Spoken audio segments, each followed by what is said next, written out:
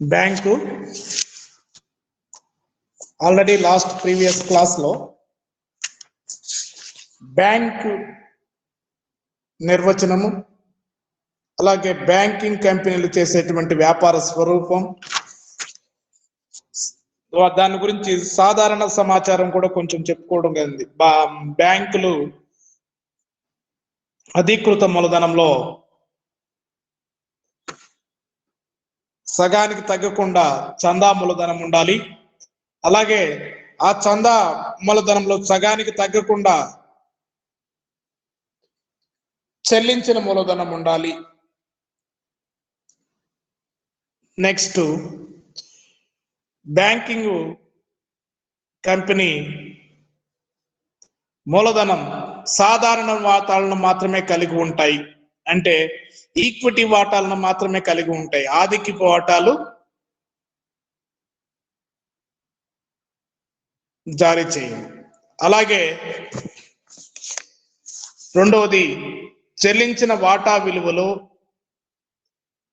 2.5% కంటే ఎక్కువ commission, brokerage, discount, పారితోషికం రూపంలో ఏ బ్యాంకింగ్ కంపెనీ ప్రత్యక్షంగా కానీ పరోక్షంగా కానీ వాటాల జారీకి సంబంధించి ఎట్టి పరిస్థితుల్లోనూ చెల్లించకూడదు. అలాగే మూలధనం ఖర్చులు, ప్రాథమిక ఖర్చులు, వ్యక్తిగత వ్యవస్థాపకత ఖర్చులు, వాటాల అమ్మకాలపై కమిషను, బ్రోకరేజీ, నష్టాలు, కనిపించిన ఆస్తులు, ఇతర ఇలాంటి ఖర్చులు రద్దు చేయకుండా ఏ కంపెనీ కూడా వాటాలపై డివిడెంట్లు ప్రకటించకూడదు. కంపెనీ డివిడెంట్ చెల్లించాలి అంటే ఫస్ట్ ఈ ప్రాథమిక ఖర్చులు, వ్యవస్థాగత ఖర్చులు, ఇలాంటివన్నీ ఫస్ట్ రద్దు చేయాలి. అర్థమవుతుందా? అలాగే మన దేశంలో నమోదైన ఏ బ్యాంకింగ్ కంపెనీ అయినా మరో కంపెనీ డైరెక్టర్గా కొనసాగుతున్నటువంటి మరొక కంపెనీలో బ్యాంకు డైరెక్టర్గా కొనసాగుతున్నటువంటి వ్యక్తిని తన కంపెనీ డైరెక్టర్గా ప్రకటించకూడదు. సో అలాగే ఈ రిజర్వ్ మరియు వాటాల ప్రీమియం నిల్వల మొత్తం కలిపి చెల్లించిన మూలధనానికి సమానమయ్యేంత వరకు, రిజర్వులు, వాటాల ప్రీమియం, ఈ నిల్వను మొత్తం చెల్లించిన మూలధనానికి సమానమయ్యేంత వరకు ప్రతి సంవత్సరం నికర లాభాలలో 25% శాసనాత్మక రిజర్వుకు బ్యాంకులు మళ్లించాలి. అర్థమవుతుందా? సో రిజర్వులు, ఈ వాటా ప్రీమియం, ఇది మొత్తం చెల్లించిన మూలధనానికి సమానమయ్యేంత వరకు ప్రతి సంవత్సరము నికర లాభాలలో 25% శాసనాత్మక రిజర్వ్, స్టాట్యుటరీ రిజర్వ్కి మళ్లించకుండా ఏ బ్యాంకింగ్ కంపెనీ డివిడెంట్లు ప్రకటించరాదు. ఫస్ట్ వచ్చినటువంటి లాభాల్లో 25% శాసనాత్మక రిజర్వ్కు మళ్లించాలి. అలాగే సొంత సెక్యూరిటీ, పూసీకత్తు, ఇలాంటి వాటిలపై ఏ బ్యాంకింగ్ కంపెనీ రుణాలు ఇవ్వరాదు. అర్థమవుతుందా? అలాగే భారతదేశంలో ఉన్న బ్యాంకింగ్ కంపెనీలన్నీ కూడా భారతీయ రిజర్వ్ బ్యాంకు సాధారణ పర్యవేక్షణలో ఉంటాయి. సో కాబట్టి వీటికన్నిటికీ అందుకనే మనం reserve bank of India, central bank కాబట్టి అది బ్యాంకర్స్ బ్యాంకర్ అంటాం. సో కాబట్టి ఇది. అలాగే నెక్స్ట్, ఖాతాలు, ఆడిట్ గురించి చెప్పాము. ఇవన్నీ మనము లాస్ట్ 2 క్లాస్ నుంచి చెప్పుకుంటూ వస్తున్నాం. మళ్ళీ ఒకసారి చూడండి. బ్యాంకింగ్ కంపెనీలకు సంబంధించిన సాంవత్సరిక ఖాతాలు, వాటి నిర్వహణ, వాటి ఆడిట్కు సంబంధించి బ్యాంకింగ్ చట్టంలోని సెక్షన్ 29 నుంచి 33 వరకు గల ఈ క్రింది విధంగా వాళ్ళు వివరించడం జరిగింది. ఏంది అంటే 33 వరకు, సెక్షన్ 29 నుంచి 33 వరకు గల సెక్షన్స్ లో వాళ్ళు వివిధ అంశాలను గురించి వాళ్ళు క్లియర్ గా దానికి సంబంధించినటువంటి నియమ నిబంధనలు చెప్పడం జరిగింది. ఏంది అంటే అవి సాంవత్సరిక ఖాతాలు తయారు చేయడం, ప్రిపరేషన్ ఆఫ్ యాన్యువల్ అకౌంట్స్. భారతదేశంలో నమోదైన ప్రతి బ్యాంకింగ్ కంపెనీ వ్యాపారం మరియు తన శాఖల వ్యాపారం తాలూకు వ్యవహారాలు ప్రతి సంవత్సరము మార్చి 31 రోజున చట్టం అంటే బ్యాంకింగ్ చట్టం, బ్యాంకింగ్ రెగ్యులేషన్ యాక్ట్ 1949 చట్టంలోని షెడ్యూల్డ్ 3లో సూచించిన విధంగా లాభ నష్టాల ఖాతా, ఆస్తి అప్పుల పట్టీని మార్చి 31న తయారు చేయాలి. సో కాబట్టి 3వ షెడ్యూల్లో సూచించినటువంటి ఫామ్ ఏ ఆస్తి అప్పుల పట్టి, ఫామ్ బి లాభ నష్టాల ఖాతా తయారు చేయవలసి ఉంటుంది. ఒకవేళ బ్యాంకింగ్ చట్టంలో లాభ నష్టాల ఖాతా, ఆస్తి అప్పుల పట్టికి సంబంధించినటువంటి స్థిరత్వం లేనప్పుడు, సో కాబట్టి అవి కంపెనీల చట్టం 1956లో సూచించినటువంటి విధంగా బ్యాంకింగ్ కంపెనీలు లాభ నష్టాల ఖాతాని, ఆస్తి అప్పుల పట్టిని తయారు చేయవచ్చు. ఎప్పుడు బ్యాంకింగ్ చట్టంలో స్థిరత్వం లేనప్పుడు. ఓకేనా? సో ఇది వాటికి ఆ సెక్షన్ లో ఈ ప్రిపరేషన్ ఆఫ్ యాన్యువల్ అకౌంట్, సాంవత్సరిక ఖాతాలకు సంబంధించినటువంటి వాళ్ళు చెప్పేటువంటి. సో కాబట్టి నెక్స్ట్ ఖాతాలు ఆడిట్. ఈ ఖాతాల ఆడిట్ ఆఫ్ అకౌంట్స్. బ్యాంకింగ్ కంపెనీలు ఆస్తి అప్పుల పట్టి మరియు లాభ నష్టాల ఖాతాలను చార్టర్డ్ అకౌంటెంట్ ద్వారా ఆడిట్ చేయించవాలి. అలాగే కంపెనీల చట్టం 1956లో సూచించినట్లు ఆడిటర్ను నియమించవాలి. ఎవరినంటే వాడిని ఆడిటర్గా నియమించడానికి వీలు లేదు. సో కాబట్టి కంపెనీల చట్టం 1956లో సూచించినట్లుగా ఆడిటర్ను నియమించుకోవాలి. అతని అధికారాలు, విధులు, బాధ్యతలు అన్ని కంపెనీల చట్టానికి లోబడి ఉంటాయి. అలాగే ఇక్కడ బ్యాంకింగ్ కంపెనీ ఖాతాలకు సంబంధించినటువంటి ఆడిట్ నివేదికలో కొంత అదనపు సమాచారాన్ని కూడా పొందుపరచాల్సి ఉంటుంది. ఆ ఆడిటర్ ఎవరైతే ఉంటారో ఆ ఆడిటరు ఆ సంస్థకు, బ్యాంకింగ్ కంపెనీకి సంబంధించినటువంటి లాభ నష్టాల ఖాతా, ఆస్తి అప్పుల పట్టి రెండింటిని వాడు ఆడిట్ చేసిన తర్వాత దాని మీద వాడు ఒక రిపోర్టు ఇవ్వడం జరుగుతుంది. ఆ సంస్థ యొక్క ఆస్తి అప్పుల పట్టి, లాభ నష్టాల ఖాతా ఎలా ఉన్నాయి ఏంటి అనేది దాని మీద బ్రీఫ్ ఒక నమూనా ఇవ్వడం, దాన్ని రిపోర్ట్ ఇవ్వడం జరుగుతుంది. రైట్. అలాగే ఖాతాల ఫైలింగ్. సో కాబట్టి ఆడిటర్ నివేదికతో పాటు చేసిన ఆస్తి అప్పుల పట్టి, లాభ నష్టాల ఖాతా, ఈ 3 ప్రతులు సంవత్సరం ముగిసిన 3 నెలల కాలంలో రిజర్వ్ బ్యాంకు సమర్పించాలి. సో కాబట్టి ఈ ముగింపు లెక్కలు తయారు చేసినటువంటి 3 నెలల కాలంలో వాళ్ళు వాటిని ఆడిట్ చేయించి ఆడిట్ రిపోర్ట్ తో పాటు లాభ నష్టాల ఖాతా, ఆస్తి అప్పుల పట్టిని రెండింటిని వాళ్ళు రిజర్వ్ బ్యాంక్ ఆఫ్ ఇండియాకు సమర్పించాలి. ఈ గడువు ఇంకొక 3 నెలలు రిజర్వ్ బ్యాంక్ ఆఫ్ ఇండియా కూడా పెంచవచ్చు. అర్థమవుతుందా? అలాగే కంపెనీల రిజిస్ట్రార్ కూడా బ్యాంకింగ్ కంపెనీ ఆడిట్ చేసిన లాభ నష్టాల ఖాతా, ఆస్తి అప్పుల పట్టిని, ఆడిటర్ నివేదికను మరియు రిజర్వ్ బ్యాంకు ఏదైనా అదనపు సమాచారం కోరినట్లయితే అలాంటి సమాచారాన్ని కూడా పంపవలసి ఉంటుంది. అలాగే నెక్స్ట్ ఖాతాల ప్రచురణ. ఆడిట్ చేసినటువంటి లాభ నష్టాల ఖాతా, ఆస్తి అప్పుల పట్టి మరియు ఆడిటర్ నివేదిక అకౌంటింగ్ సంవత్సరం ముగిసిన 6 నెలల లోపల ప్రధాన కార్యాలయం ఉన్న చోట ప్రజలు చదివే వార్తాపత్రికల్లో తప్పకుండా ప్రచురణ చేయించవలను. సో ఇది కాబట్టి ఎక్కడైతే మనకు ఆ కంపెనీ ప్రధాన కార్యాలయం ఎక్కడైతే ఉంటుందో అక్కడ ప్రజలు చదివేటువంటి వార్తాపత్రికల్లో ఆ సంస్థ ఆ సంవత్సరంలో ఆర్జించినటువంటి లాభ నష్టాల ఖాతాలోని లాభాలు, ఆస్తులు, అప్పుల వివరాలు అన్నీ కూడా వాళ్ళు వార్తాపత్రికల్లో ప్రచురించాల్సినటువంటి అవసరం ఉంటుంది. ఇది వాళ్ళు బ్యాంకింగ్ కంపెనీల చట్టం, బ్యాంకింగ్ కంపెనీలు బ్యాంకింగ్ రెగ్యులేషన్ యాక్ట్ 1949 చట్టంలోని సెక్షన్ 29 నుంచి 33 వరకు గల వివిధ సెక్షన్లో వాళ్ళు ఈ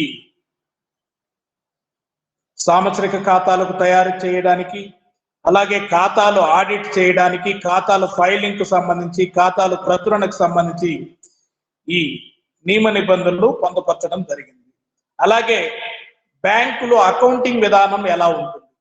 సో కాబట్టి బ్యాంకు కంపెనీలు ఖాతా విధానం వర్తక ఉత్పత్తి సంస్థల విధానానికి భిన్నంగా ఉంటుంది. ఎందుకంటే అవి వర్తక ఉత్పత్తి సంస్థలు అవి సప్లైదారులకి, ఖాతాదారులకి వాళ్ళు సరుకులు కొనడం అమ్మడం జరుగుతుంది. కాబట్టి ఇక్కడ బ్యాంకుకి అలా కాదు. బ్యాంకులకు ఖాతాదారులు అత్యధిక సంఖ్యలో ఉంటారు. కాబట్టి వారు ఖాతాలలో ఎప్పటికప్పుడు నమోదు చేసి పరిశీలించే విధంగా ఖాతాలను నిర్వహించాల్సి ఉంటుంది. అందుకనే మనకు బ్యాంకులు ఎప్పుడైనా సరే మనం ట్రాన్సాక్షన్ జరిగిన వెంటనే రిమైనింగ్ బ్యాలెన్స్ ఎంత ఉందని ఆటోమేటిక్ గా మనకు తెలిసిపోతూ ఉంటుంది. మన బ్యాలెన్స్ ఒక 5,000 డ్రా చేసాము, రిమైనింగ్ బ్యాలెన్స్ ఎంత ఉంది, మనం 5,000 క్రెడిట్ చేసాము, రిమైనింగ్ బ్యాలెన్స్ ఉంది. అలా తెలుసుకునే విధంగా బ్యాంకులు ఖాతాల పుస్తకాలు నిర్వహించడం జరుగుతుంది. ఓకేనా? కాబట్టి బ్యాంకుల అకౌంటింగ్ విధానం యొక్క ముఖ్య లక్షణాలు ఏంటి అంటే, ఇక్కడ వ్యక్తిగత ఆవర్జ ఖాతాలలో నేరుగా ఓచర్ల ఆధారంగా నమోదు చేయబడతాయి. సో కాబట్టి ఇక్కడ ప్రతి ఒక్క వ్యక్తికి ఒక వ్యక్తిగత ఖాతాన్ని నిర్వహించడం జరుగుతుంది. దాంట్లో అతను ఇచ్చేటువంటి ఓచర్, దాన్నే మనం ఇంతకుముందు క్లాసులో చెప్పాం, చీటీ విధానం ద్వారా నమోదు అన్నాం. చీటీ విధానం ద్వారా నమోదు అంటే బ్యాంకు లోపల ముద్రించినటువంటి పత్రాలు అవి ఖాతాదారుల చేత నింపబడి దాని ఆధారంగా వాడు నమోదు చేయడం, వ్యవహారాలను నమోదు చేయడం. ఎందుకంటే మనం నోటు మాట ద్వారా చెప్తేనో, లేకపోతే ఇంకొక నాకు డబ్బులు ఇవ్వంటేనో, నా డబ్బులు బ్యాంకులో వేయమంటేనో బ్యాంకులు వ్యవహారాలు నమోదు చేయవు. సో కాబట్టి వాడే లోపలే ముద్రించినటువంటి పత్రాలు, వాటిని మనము paying slips, cheques, withdraw forms ఇలా అంటాము. దాంట్లో మనకు కావాల్సినటువంటి నగదు ఎంతో రాసి మన అకౌంట్ నెంబర్ అన్ని నింపిన తర్వాత దాని ఆధారంగా ఒకటి వ్యవహారాలు నమోదు చేయడం జరుగుతుంది. అలాగే మనము మన అకౌంట్ లో అమౌంట్ వేసుకోవాలి అనుకోండి, దానికి ప్లేయింగ్ స్లిప్ అని ఉంటుంది, క్రెడిట్ ఫామ్. ఆ క్రెడిట్ ఫామ్ రాసి మన అకౌంట్ నంబర్ వేసి ఎంత అమౌంట్ వేస్తున్నాము, దానికి సంబంధించినటువంటి డీటెయిల్స్ అన్ని రాస్తే దాని ఆధారంగా వాడు బ్యాంకు మన యొక్క ఆ వ్యక్తికి సంబంధించినటువంటి వ్యవహారాలు వాడి ఖాతాలో ఎంటర్ చేయడం జరుగుతుంది. ఇది మనము చీటీ విధానం ద్వారా నమోదు అంటాం. చీటీ విధానం ద్వారా చీటీ విధానం ద్వారా వ్యవహారాల నమోదు. ప్లే సిస్టమ్ లేదా స్లిప్ సిస్టమ్ ఆఫ్ పోస్టింగ్ అంటాం. స్లిప్ సిస్టమ్ ఆఫ్ చీటీ విధానం ద్వారా నమోదు అంటే వ్యవస్థ లోపల తయారు చేసి ఖాతాదారులు నింపిన చీటీల ఆధారంగా చేసుకొని నమోదు చేస్తారు. కాబట్టి బ్యాంకులో ముఖ్యమైన చీటీలు, జమ కట్టే చీటీలు అంటే పే స్లిప్స్, చెక్కులు, వీటన్నిటిని బ్యాంకు యొక్క క్లయింట్లే నింపుతారు. కాబట్టి ఈ చీటీల ఆవర్జాలలో నమోదు కావడానికి ఆధారంగా ఉంటాయి. ఈ చీటీల విశ్లేషణ ద్వారా సాధారణ ఆవర్జాలో కంట్రోల్ ఖాతాలను తయారు చేస్తారు. సో ఇలా బ్యాంకింగ్ సంస్థల యొక్క అకౌంటింగ్ విధానము వ్యాపార సంస్థలు, వర్తక ఉత్పత్తి సంస్థల యొక్క అకౌంటింగ్ విధానానికి భిన్నంగా ఉంటుంది. సో ఇక్కడ వాళ్ళు ముఖ్యమైనటువంటి ఖాతా పుస్తకాలు, క్యాష్ బుక్, నగదు పుస్తకము, ఈ పుస్తకము పుచ్చుకునే నగదు అధికారి కౌంటర్ నగదు పుస్తకం మరియు చెల్లించే నగదు అధికారి కౌంటర్ నగదు పుస్తకం వివరాలు తెలియజేస్తుంది. అలాగే సాధారణ ఆవర్జ, ఈ ఆవర్జలో పై చూపిన సహాయక ఆవర్జ, చిట్టా కంట్రోల్ ఖాతాలు, సహాయక పుస్తకాలు, చూపని మరియు ఆస్తుల ఖాతాలు దీంట్లో చూపడం జరుగుతుంది. సో ఇది మనకు బ్యాంకుకి మనం ఆల్రెడీ లాస్ట్ 3 క్లాసులు నేను చెప్తూ ఉన్నా. చీటీ విధానం ద్వారా నమోదు అంటే ఏంది, అది కూడా సో మనకు 3 మార్క్స్ వస్తుంది. ఇంపార్టెంట్ నోట్స్ రాసి పెట్టుకోండి. Slip system of posting. అలాగే మనకి ఇక్కడ ముగింపు లెక్కలు, ఫైనల్ అకౌంట్స్, ఇది మన టాపిక్ మెయిన్. మనకి ఇక్కడ ప్రాబ్లమ్స్ వచ్చేది కాబట్టి బ్యాంకులు ప్రతి సంవత్సరంకి ముగింపు లెక్కలు తయారు చేయవలసి ఉంటుంది. అది మార్చి 31 ప్రతి బ్యాంకు తన లాభ నష్టాల ఖాతాను తయారు చేయాలి. అలాగే ఆస్తి అప్పుల పట్టిని తయారు చేయాలి. కానీ వాళ్ళ అంతర్గత భద్రత కోసం ఏం చేస్తారంటే ఇంటర్నల్ ప్రయోజనాల కోసం సెప్టెంబర్ 30 అంటే 6 నెలలకు ఒకసారి కూడా వాళ్ళు అకౌంట్స్ ప్రిపేర్ చేసుకోవడం జరుగుతుంది. ఓకేనా? కానీ మామూలుగా రెగ్యులర్ గా ప్రతి బ్యాంక్ని కంపెనీ వాళ్ళు బ్యాంకింగ్ రెగ్యులేషన్ యాక్ట్ 1949 ప్రకారం మార్చి 31వ తారీఖున వాళ్ళు కంపెనీ యొక్క ముగింపు లెక్కలు, బ్యాంకింగ్ కంపెనీ యొక్క ముగింపు లెక్కలు తయారు చేసుకోవాల్సినటువంటి బాధ్యత ప్రతి బ్యాంకింగ్ కంపెనీ మీద ఉంటుంది. ఓకేనా? రైట్. ఇందులో భాగంగా మనము మొదట లాభ నష్టాల ఖాతా అంటే బ్యాంకింగ్ రెగ్యులేషన్ చట్టం 1949లో సూచించిన షెడ్యూల్డ్ 3 ఫామ్ బి ప్రకారం దీని బ్యాంకింగ్ కంపెనీ లాభ నష్టాల ఖాతా తయారు చేయాలి. ఆ ఫామ్ బి నమూనా ఎలా ఉంటుంది అనేది మీకు నేను ఇప్పుడు చూపిస్తాను. చూడండి, మీకు ఆల్రెడీ పెట్టాను.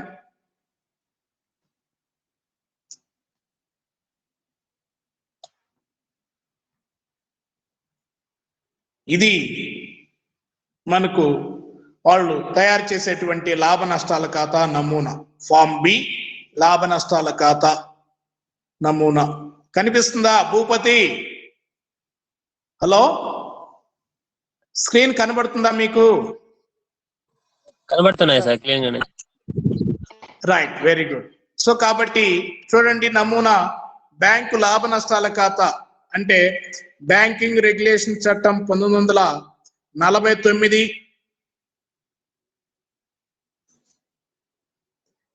3వ షెడ్యూల్ ఫామ్ బి అంటే లాభ నష్టాల ఖాతా, ఫామ్ బిఏ అంటే ఆస్తి అప్పులు పట్టి. కాబట్టి ఫామ్ బి లాభ నష్టాల ఖాతా నమూనా చూడండి.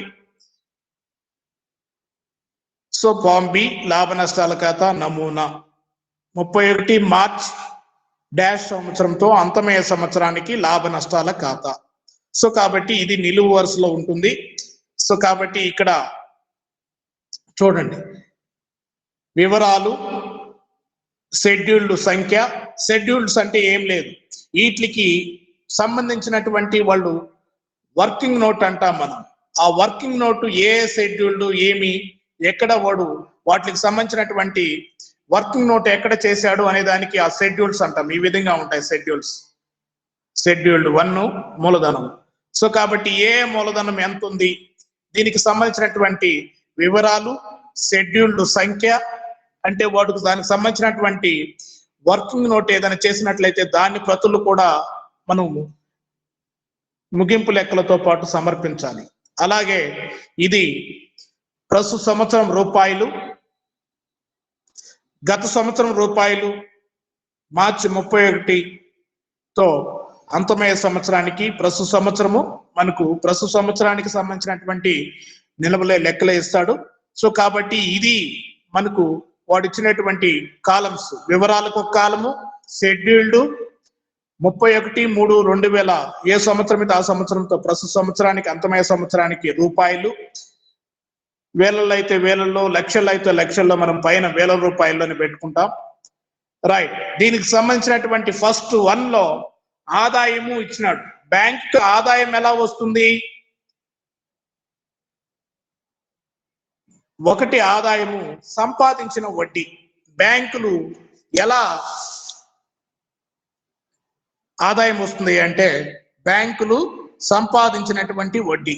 ఈ సంపాదించినటువంటి వడ్డీ వివిధ రూపాల్లో ఉంటుంది. కాబట్టి ఏ రుణాల మీద ఎంత వడ్డీ సంపాదించింది అనే దానికి వాడు దానికి సంబంధించినటువంటి షెడ్యూల్డ్ 13లో టోటల్ విడివిడిగా ఎలాంటి వడ్డీలు, క్యాష్ క్రెడిట్ల పైన వడ్డీ, లేకపోతే లాంగ్ టర్మ్ లయబిలిటీస్ ఇచ్చినందుకు వడ్డీ, ఇలాంటి వాటి మీద ఏ వడ్డీలు ఎంత సంపాదించింది, ఫిక్స్డ్ లేదు లాంగ్ టర్మ్ లైబ్రరీ లోన్స్ లేదా క్రెడిట్స్ లేదా ఓవర్ డ్రాఫ్ట్స్ పై వడ్డీ, ఇలాంటి మొత్తము కలిపి ఎంత వడ్డీ సంపాదించింది అనే దానికి మనం వర్కింగ్ నోట్ షెడ్యూల్డ్ 13 రాసుకొని అక్కడ దాని వివరాలన్నీ తెలియచేయడం జరుగుతుంది. అలాగే ఇతర ఆదాయం, బ్యాంకుకి ఏదైనా ఇతర ఆదాయాలు, బదిలీ ఫీజులు, ఇంకా ఇతర ఏదైనా ఆదాయాలు వచ్చినట్లయితే దాన్ని మనము ఇక్కడ షెడ్యూల్డ్ 14 కింద చూపించడం జరుగుతుంది. ఈ విధంగా 1 సంపాదించిన వడ్డీ, ఇతర ఆదాయాలు, ఈ రెండింటి ద్వారా వచ్చినటువంటి మొత్తాన్ని వాళ్ళు మొత్తం బ్యాంకుకి వచ్చినటువంటి ఆదాయంలో నుంచి 2 ఖర్చు, అంటే బ్యాంకు కూడా వడ్డీ చెల్లిస్తుంది కాబట్టి దానికి ఎంత వడ్డీ చెల్లించింది, సంపాదించిన వడ్డీ, ఇతర ఆదాయం, ఆ రెండింటిని మొత్తం ఆదాయం అంటున్నాము. ఆ మొత్తం ఆదాయంలో నుంచి ఖర్చు అంటే చెల్లించిన వడ్డీ, అంటే దీనికి సంబంధించినటువంటి షెడ్యూల్డ్ 15లో వాళ్ళు క్లియర్ గా తెలియజేస్తారు. కరెంట్ డిపాజిట్లపై వడ్డీ ఎంత చెల్లించారు, ఫిక్స్డ్ డిపాజిట్లపై వడ్డీ ఎంత చెల్లించారు, లేదా ఇతర ఇంకా ఏదైనా రకాల డిపాజిట్లు ఉంటే వాటిపై ఎంత వడ్డీ చెల్లించారు అనేది వాడు క్లియర్ గా షెడ్యూల్డ్ 15లో వాడు చెల్లించినటువంటి వడ్డీ మొత్తం ఎంత అనేది చూపించాలి.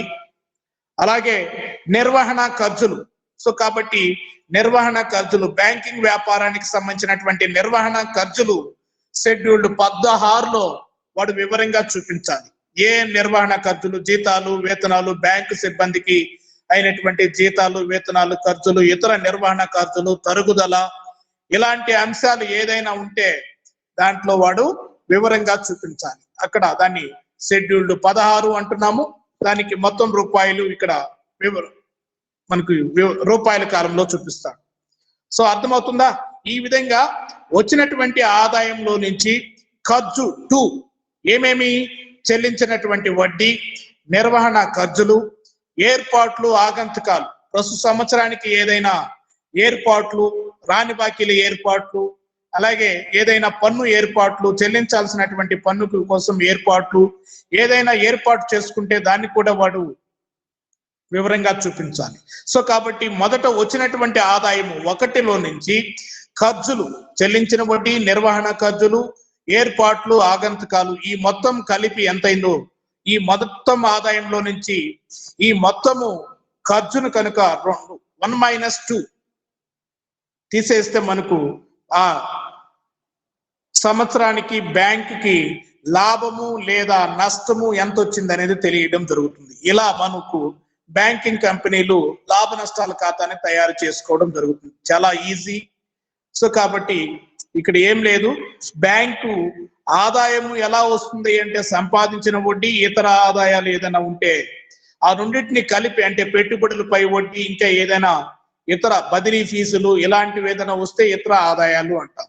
ఆ రెండింటిని కలిపితే మొత్తం బ్యాంకుకి వచ్చినటువంటి ఆదాయంలో నుంచి ఖర్చులు తీసివేయాలి. ఖర్చులు అంటే చెల్లించినటువంటి వడ్డీ, నిర్వహణ ఖర్చులు, ఏర్పాట్లు, ఆగంతుకాలు, ఇవి మొత్తం కలిపి ఎంతైతే అవుతుందో పైన వచ్చినటువంటి ఆదాయంలో నుంచి మనం తగ్గించినట్లయితే ఆ సంవత్సరానికి బ్యాంకుకి లాభము లేదా నష్టము తెలుస్తుంది. కాబట్టి ప్రస్తుత సంవత్సరానికి వచ్చినటువంటి లాభము, గత సంవత్సరంలో ఉన్నటువంటి సంపాదించిన లాభము రెండు కలిపి మొత్తం లాభము అనుకుంటాం. కాబట్టి ఇది సో కాబట్టి ఆదాయము, ఖర్చు తీసేస్తే మనకు లాభము లేదా నష్టము వస్తుంది. ఆ వచ్చినటువంటి ప్రస్తుత సంవత్సరంలో వచ్చినటువంటి ఆ లాభము లేదా నష్టానికి గత సంవత్సరంలో ఉండేటువంటి లాభాన్ని లేదా నష్టాన్ని సర్దుబాటు చేసి మొత్తం లాభము ఎంత ఉందో మనం టోటల్ చేస్తాం. ప్రస్తుత సంవత్సరం సంపాదించినటువంటి లాభము లేదా నష్టము, గత సంవత్సరంలో వచ్చినటువంటి లాభము, నష్టము, దానికి లాభము అయితే యాడ్ చేసుకుంటాము, నష్టము గత సంవత్సరము నష్టం ఏదైనా ఉంటే దాన్ని ప్రస్తుత సంవత్సరం లాభాలకి సర్దుబాటు చేసుకోవాలి. సో ఈ విధంగా మనం చూపించి దాన్ని మళ్ళీ 4 వినియోగతాల కింద చూపించాలి. అంటే మనం ఆల్రెడీ ఇందాక చెప్పాం, ప్రస్తుత సంవత్సరం వచ్చినటువంటి లాభంలో నుంచి ప్రతి సంవత్సరము 25% శాసనాత్మక రిజర్వుకు బ్యాంకులు మళ్లించాలి.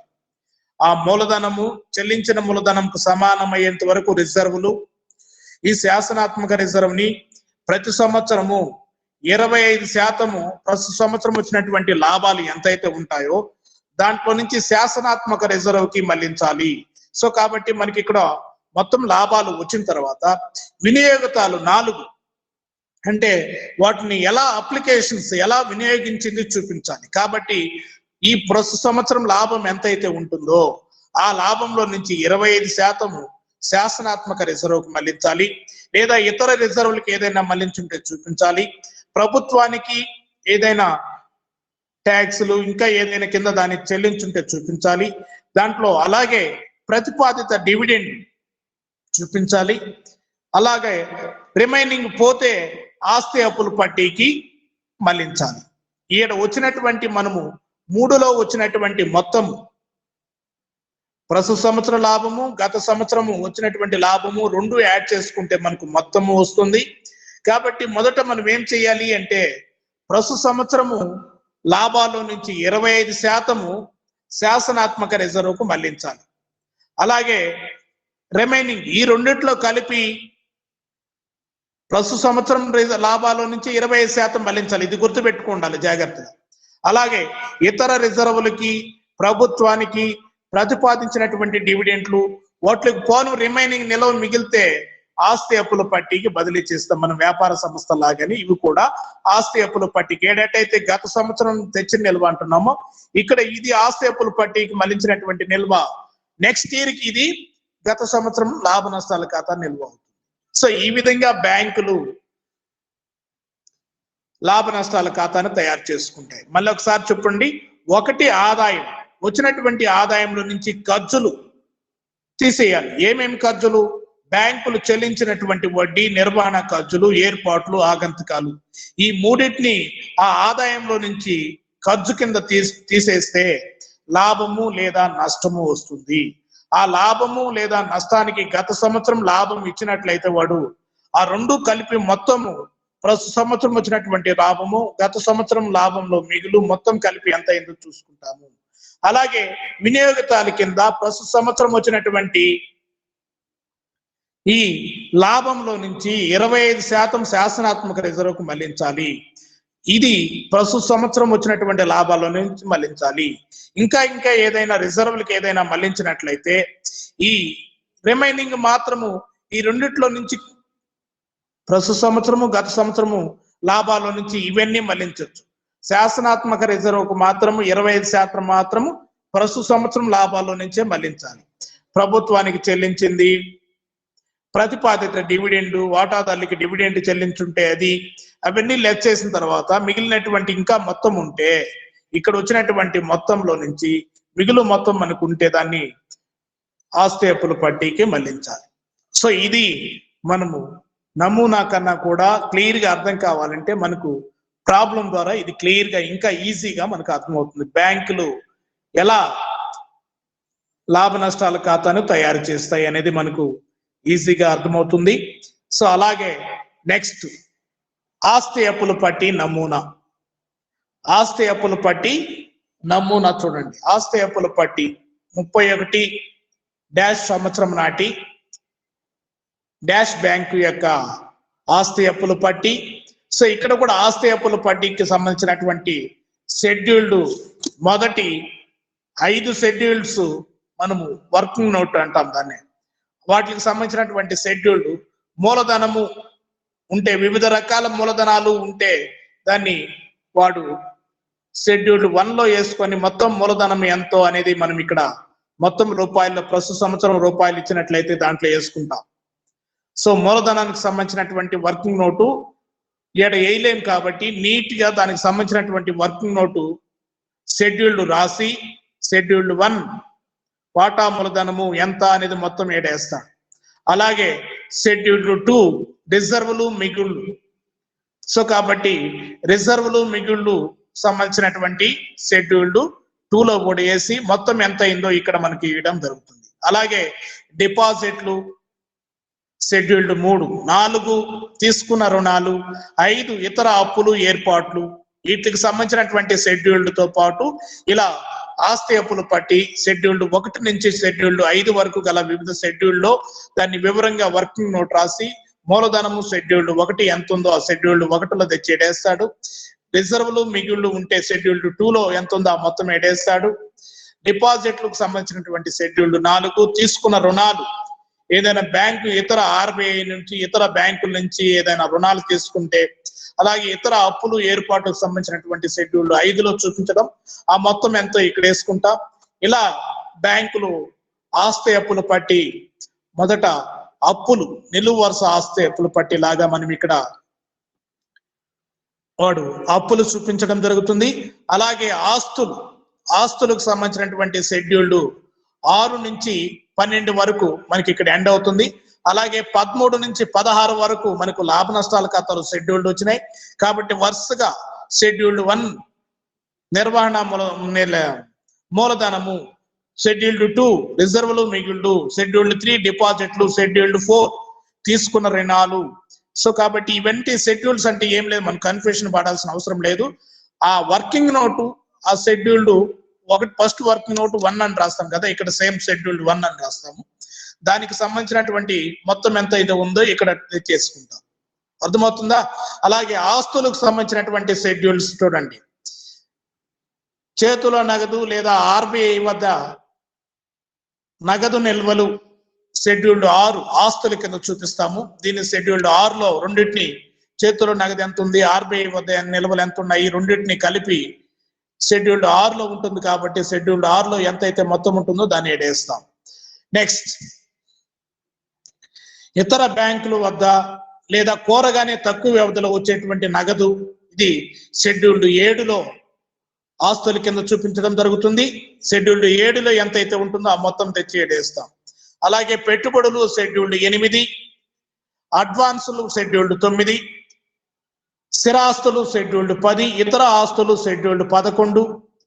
అలాగే ఇవన్నీ మనము ఆస్తుల కింద చదవడం జరుగుతుంది. షెడ్యూల్డ్ 6 నుంచి షెడ్యూల్డ్ 11 వరకు మొత్తం ఆస్తులు, చేతిలో నగదు, ఆర్బీఐ వద్ద నగదు నిల్వలు, ఇతర బ్యాంకుల వద్ద కోరగానే తక్కువ వ్యవధిలో వచ్చేటువంటి నగదు, పెట్టుబడులు షెడ్యూల్డ్ 8, అడ్వాన్సులు షెడ్యూల్డ్ 9, స్థిరాస్తులు షెడ్యూల్డ్ 10, ఇతర ఆస్తులు షెడ్యూల్డ్ 11. వీటికి సంబంధించినటువంటి ఈ విధంగా షెడ్యూల్డ్ 1 అంటే ఎలా ఉంటుందో ఇది షెడ్యూల్డ్ 1 మూలధనము, ఏ మూలధనం ఎంత ఉందో ఇక్కడ టోటల్ చేసుకుని మనం నేరుగా ఇక్కడ ఏమి